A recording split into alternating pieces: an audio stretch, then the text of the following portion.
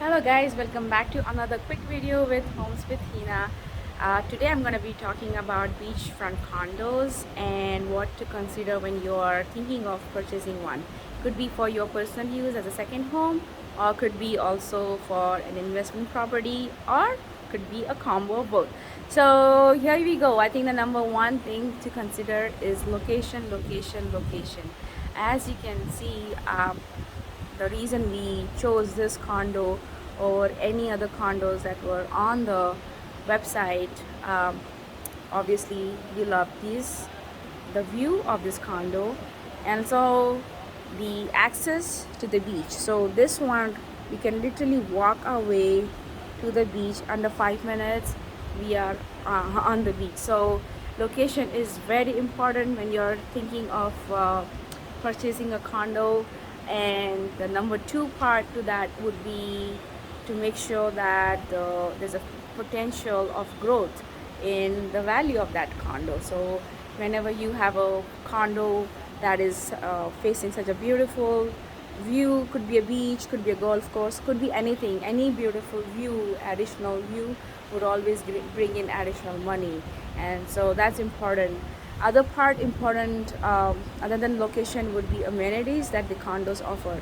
So as you can see, this one over here, they offer uh, tennis courts, they offer multiple swimming pools and plenty of parking.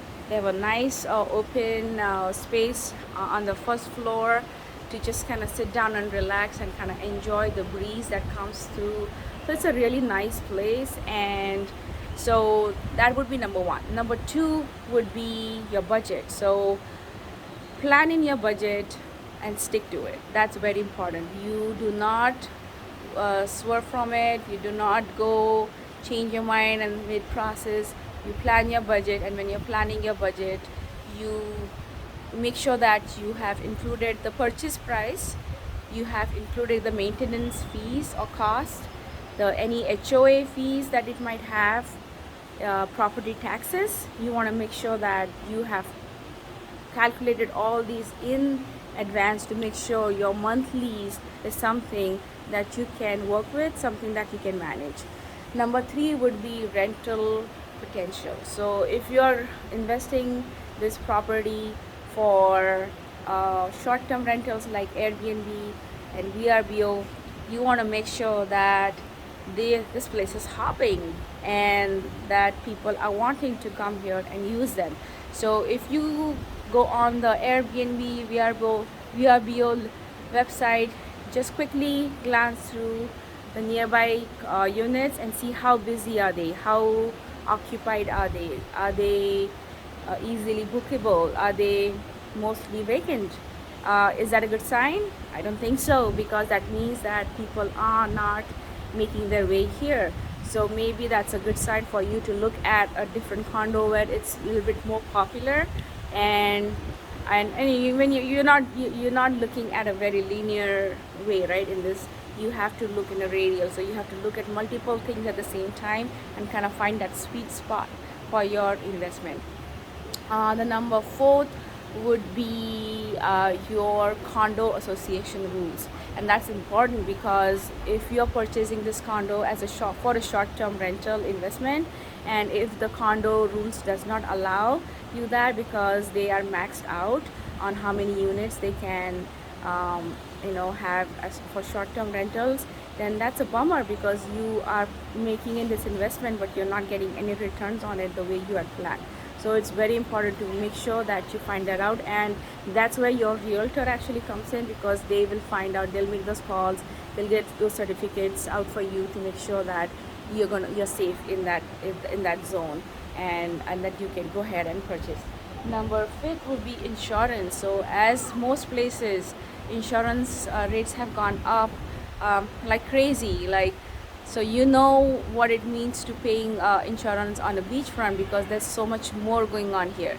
So always good to get in touch with an insurance agent that is local to that area, who can give you more accurate quotes, who knows what he's talking about. And I'm not saying that you would not have to pay any insurance anywhere else, but you will be paying, and you got to know how much you'll be paying, so you're not getting any surprises later on. And it's something that you can keep in your in your monthly expenses as well.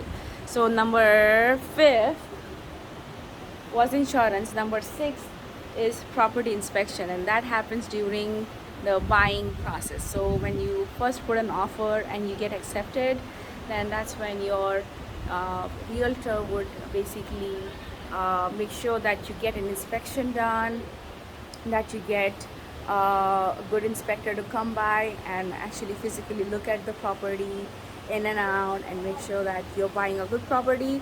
And not only that good, but that you're paying for a good condition home. You're not paying for something that is broken down, or something that needs renovations, something that needs repairs, and so on and so forth. So you know things ahead of time so that you can plan for them, you can save for them, and you can also negotiate in the price with the seller. If you know if things are not fixable, they need to be replaced. If things are need to be repaired, then how much would that cost, and kind of bill that all to the seller and say, like, seller, it's going to cost me so much in order to get this up and running. So either you compensate me, reduce the sales price, or you can fix it for me, and then we can move forward with that. So that's your negotiating point that your realtor would always use. So it's very important to keep that in mind. Another thing that is good to know is future development. So you don't want to purchase something now that looks great like this, but imagine, instead of all these little things, if we had a big tower come up, would that be a good view anymore? I don't think so. So you want to make sure that you kind of cover that base as well.